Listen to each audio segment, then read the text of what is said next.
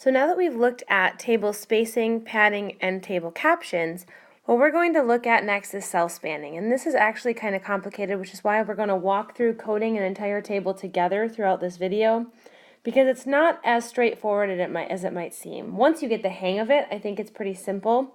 But sometimes the first couple of tables that you code can be a little bit challenging. So it would be a good idea to write these down in your notes and really make sure you've got this down before you try and tackle some tables on your own.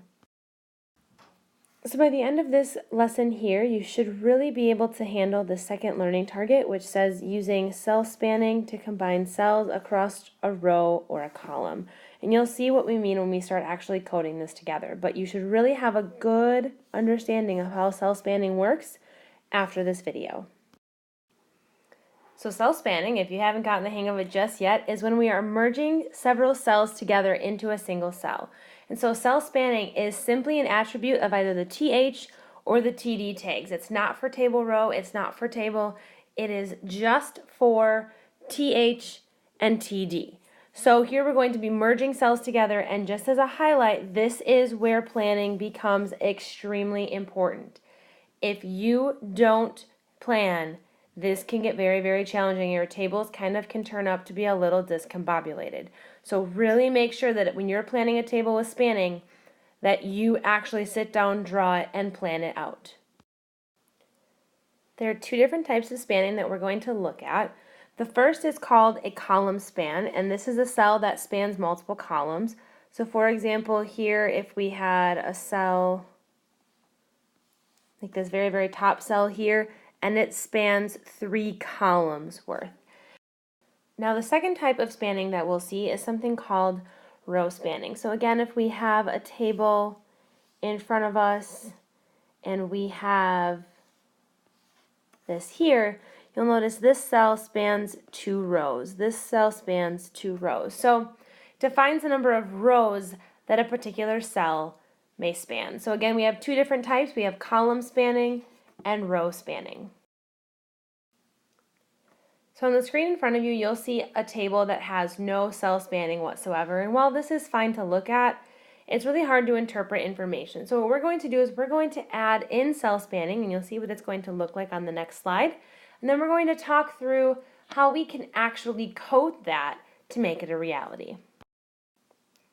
So here you'll notice we had that same set of information, but we've added in quite a bit of cell spanning. So if you look very, very closely, we have a cell that spans 3 columns, 2 cells that span 2 columns, a cell that spans 3 rows, and another cell that spans 3 rows. But you'll notice here that this cell spanning really enhances the table. You can see what's in the table, how the information is organized, and it really just makes it very, very visually appealing to look at.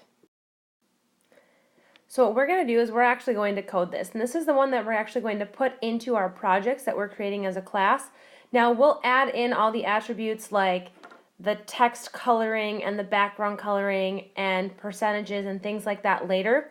But things I want you to note are that this first cell here is going to have a column span. This will also have a column span. This will have a column span, and then we have 2 that have row spans as well. So again, we're just going to code it in general, and then when we actually type it into our program in the next videos, that's when we'll actually add in those attributes like the blue background color and the white writing and things like that. So just like every other table, we're going to start with that table tag in general. And then what you're going to notice is I'm really going to walk through and code this row by row, because I know that especially with this spanning, this can be a little bit challenging. So I'm going to start by having my table row open up. And then what you're going to notice is that the first row only contains 1 cell. And that 1 cell has the words movies by type and clearly uses a heading cell. So here we're going to have a table header. Now something to note is that this particular cell takes up 1, 2, 3 columns. So this is going to have a column span that is equal to 3. And then it's going to have the words movies by type, and then we'll close off that table header cell as well. Now, believe it or not, this is actually the end of the first row because that cell spans all 3 columns that are contained in that first row. So we can close off that table row.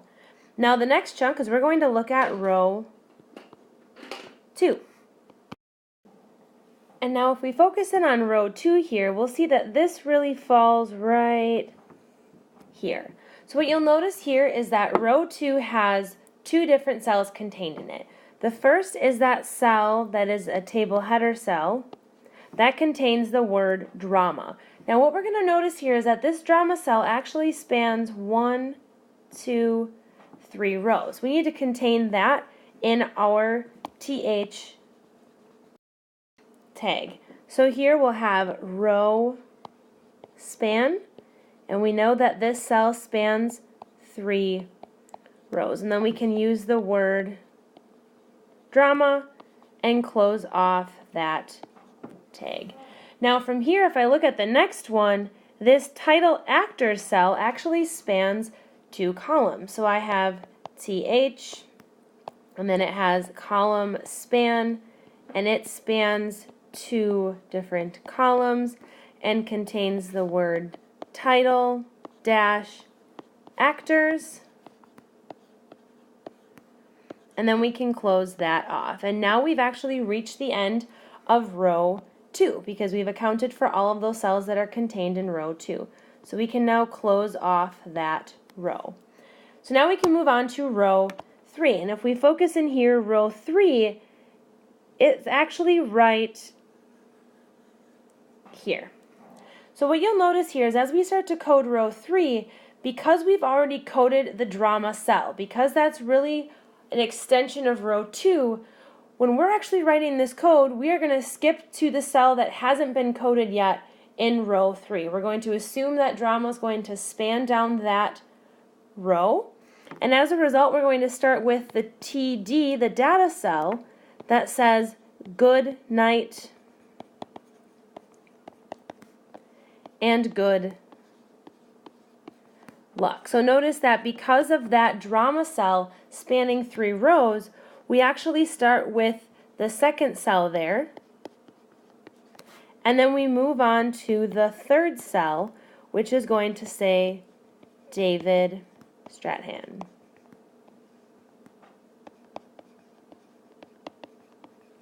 And then here we've reached the end of row 3.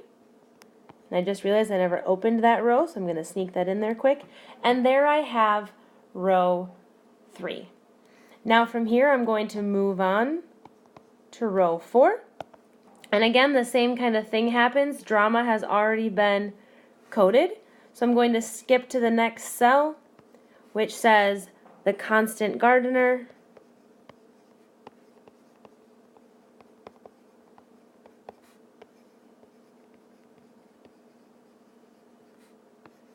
And then close that off. And then from there, the next cell has the 2 actors. So I have Rachel. Then I have a break tag. And then I have Ralph.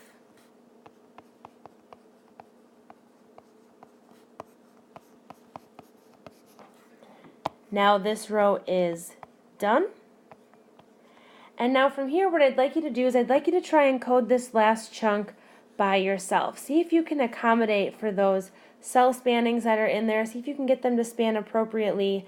And when you've got that done, those should be completed in your notes.